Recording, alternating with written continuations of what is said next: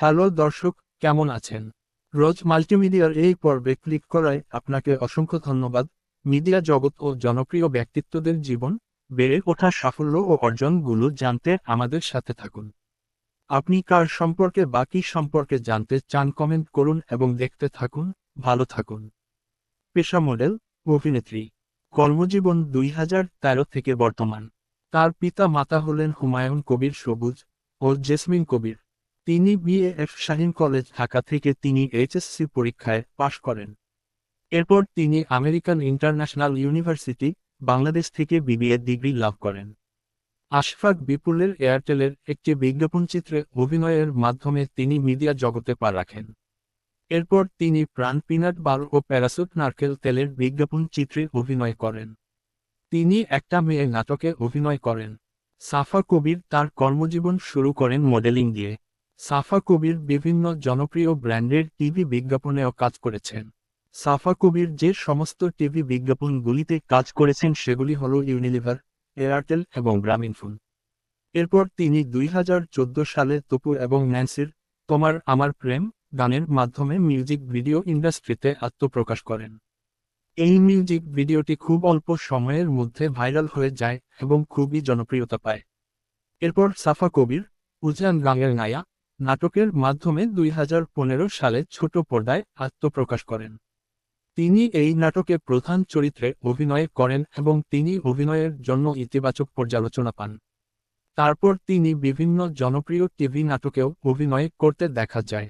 এরপরে 2016 সালে সাফা কবির হানিমুন চলচ্চিত্রের মাধ্যমে বড় পর্দায় আত্মপ্রকাশ করেন।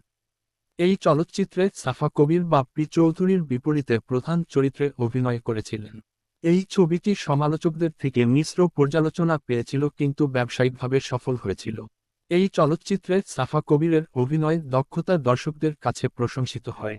এরপর সাফা কবির 2017 সালে জীবন যেমন নামক টিভি নাটকে অভিনয় করেন এবং এই নাটকটি একটি বিশাল সাফল্য এনে দেয় যা দর্শক এবং সমালোচকদের থেকে ভালোই প্রশংসা লাভ করেন সাফা কবির। এইভাবে সাফা কবির ইন্ডাস্ট্রির অন্যতম চাওয়া পাওয়া অভিনেত্রী হয়ে ওঠেন। এইভাবে সাফা তার বহুমুখী অভিনয় প্রতিভার মাধ্যমে নিজেকে একজন বিশিষ্ট ব্যক্তি হিসেবে প্রতিষ্ঠা করেন।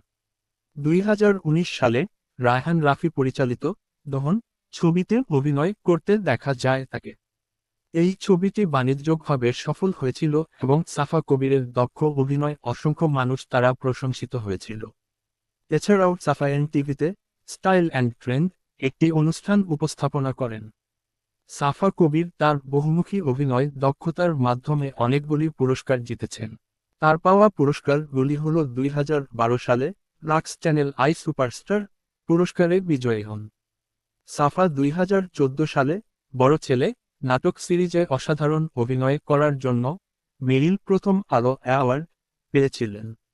2017 সালে ভবের হাটো নাটক সিরিজের অসাধারণ অভিনয়ের জন্য ব্যাচলার্স বেস্ট টিভি অ্যাক্ট্রেস পুরস্কার জিতেছিলেন। 2017 সালে জাগো এফএম বেস্ট টিভি অ্যাক্ট্রেস পুরস্কার জিতেছেন। 2019 সালে মিডিয়া শিল্পে তার অসামান্য অবদানের জন্য বিনোদন বিচিত্রা পারফরম্যান্স অ্যাওয়ার্ড জিতেছেন। 2020 সালে ভাবিসাস বেস্ট টিভি অ্যাক্ট্রেস পুরস্কার জিতেছেন। সাফা কবির একজন প্রশিক্ষিত শাস্ত্রীয় নৃত্যশিল্পী এবং বিভিন্ন নৃত্য প্রতিযোগিতায় অংশগ্রহণ করেছেন। সাফা কবির হলেন একজন ফিটনেস উৎসাহী, তিনি নিয়মিত ওয়ার্ক আউট করেন। সাফা কবির বিভিন্ন মোবাইল ফোন, ফ্যাশন ব্র্যান্ড এবং কসমেটিক সহ বিভিন্ন ব্র্যান্ডের ব্র্যান্ড অ্যাম্বাসেডর।